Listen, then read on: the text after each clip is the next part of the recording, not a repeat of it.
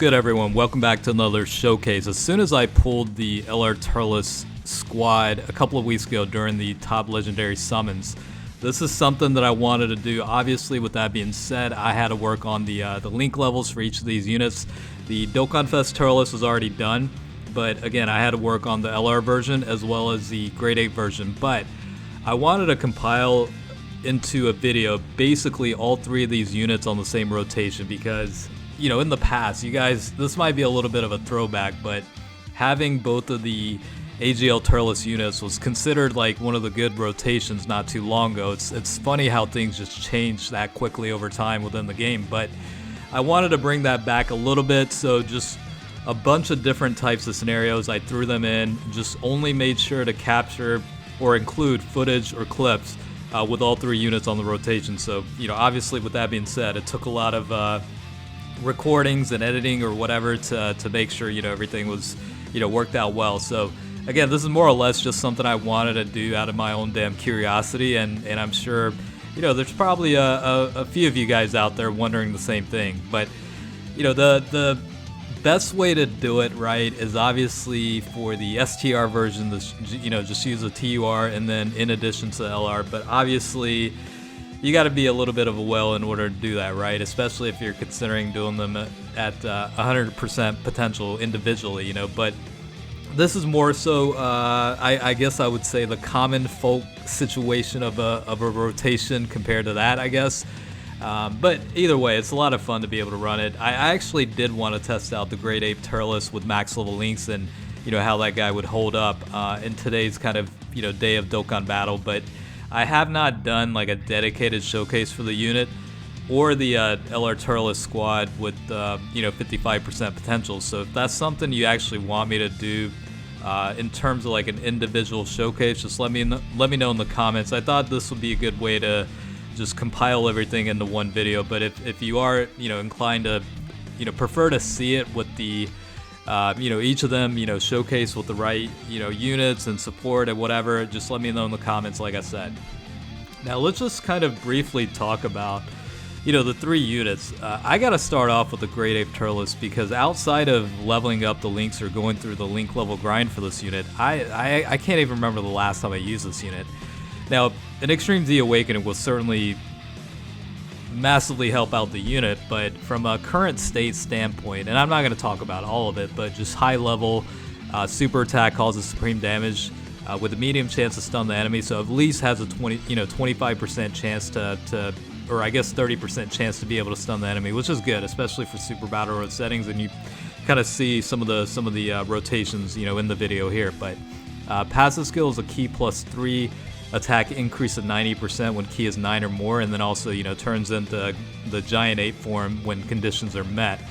And then basically the chance of that happening is the 10% equivalent. So sometimes I don't like seeing it, to be honest with you, but other times you kind of need it in order to survive a battle, so to speak. But again, this guy gets no sort of defensive boost from the passive or the super attack, so you're really dependent on potentially getting some support out of the you know, floaters in the rotation possibly. But, you know, with the EZA, I would assume 100% they'll build in some sort of defensive boost. Otherwise, this guy's still going to struggle. Now, the release date for that unit was March 31st of 2018, so I guess from a timing standpoint, you know, right about now, you know, with Saiyan Day coming up or whatever, you know, it might incline a potential EZA to happen, but either way, he desperately needs it. Now, the AGL Dokkan Fest Turles unit, I don't know what else is there to say that I haven't said already in terms of, you know, one of my most favorite units. Great support, can hold his own certainly with max level links. I mean, you're not looking at ridiculous numbers from an offensive standpoint, but on a pretty consistent basis, you can get 2 million plus attack stats, and then defense, a little bit of a defensive liability, especially with the tougher battles. This guy will take plenty of hits, and unless you mitigate it with some item usage or, you know, some of the other units providing defensive boost in the rotation, this guy's certainly going to struggle in that regard. Now that, you know, category leaders getting an EZA is certainly a thing with the you know, intelligence type Ultra Instinct Goku getting one during the 6-year anniversary. You know, this guy will more or less get it at some point, and I did post a tweet about, you know, which ones you're looking forward to the most. if you're interested in providing your own input on it, certainly check that out and comment away there. But from a high level skill set standpoint, this guy, has the ability to cause immense damage with a medium chance of stun. That'll convert over to high chance once the he eats the Fruit Tree to Might. And then for the passive skill, pre-transformation, which is more or less what you want to take advantage of. All allies key +3, attack increase of 40%. Super type enemies attack minus 15%. And again, we'll activate the Fruit Tree to Might when conditions are met. It's basically a 25% chance of transforming for 3 turns when HP is 80% or below.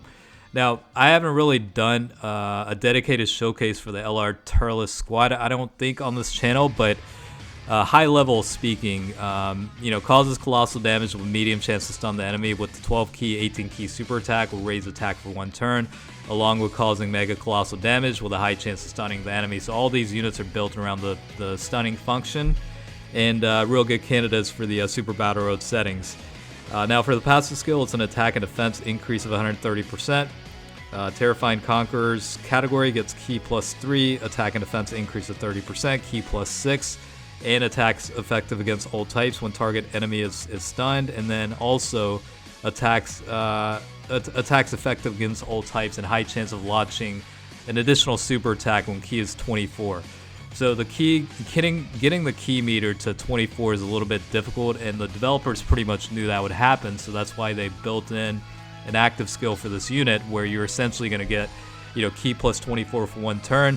You can activate that when HP is 60% or less, or starting from the 8th turn from the start of battle. You can actually do that twice, which is a nice little function there. So again, outside of all the skill sets individually for each unit, and I didn't cover, the Great Ape versions or the boosted Turles, whatnot, but the overall kind of the way to think about it is these guys are one, they're built around the stunning mechanics in the game, so obviously very good candidates for the Super Battle Road settings or anywhere where you can actually stun the enemy. But number 2, these guys share a massive amount of links, as you see throughout the battle. All these guys are sharing pretty much, or not sharing, but activating like 95% of all the links. Maybe the Great Ape Turles, obviously missing the giant form category link, and then the the Sand Roar is another link skill that it's missing, and it's unfortunate because it is a 25% boost to attack and also 10% toward defense at level 10. So certainly a skill set or link skill that ideally I would like to be able to activate at all times with this unit, but unless you go with the giant category or pure Saiyans with the other units with the Saiyan Roar link, it's going to be hard to pull that off. Maybe like low class warrior, I guess, is another one, but again, it's a little bit of a more niche link, I guess, so to speak. It's not as common across the board like a lot of these units, like big bad bosses or Thirst for Conquest or Fierce Battle or whatever the case is. But all in all, it's a lot of fun being able to run this finally. It just, the missing link for me was the LR Turles squad or army or whatever the right term is for it. But once that became available, I was like, oh snap, I gotta test this out. I can finally test this out. So hopefully you guys are enjoying it. I know there's been a delay. It's been out on JP for a few months and whatnot, but hopefully you guys didn't mind the delay. Maybe you forgot about it, and I kind of reminded you that this is a little bit of a fun experiment. But that's all this is. Like, unless at the very, very minimum, the Great Ape Turles, unless he gets an easy A, I don't see myself running this rotation on a regular basis. I mean, it's from a tough battle situation standpoint, you're really going to be struggling having that guy, even as a floater. You're going to be taking some pretty decent hits, unless you mitigate with defensive items or whatnot. So that's pretty much a takeaway with that. I would like to see the AGL Dokkan Fest Turles get a easy A at some point as well. It'll be a little bit down the road from now. I would expect something like the STR Ultimate Gohan and Super Saiyan 3 Bardock to get those first before this guy, but it'll certainly be a very, very good time. Exciting times when this guy gets boosted up, still providing massive good support to allies, that sort of thing. So I'm looking very forward to it, and when that time comes, I'll do an updated showcase with this type of format with the rotations. But Hopefully you guys enjoyed the video. As always, I do appreciate you checking out each of these, and until next time, I'll catch you guys later. All right, peace out.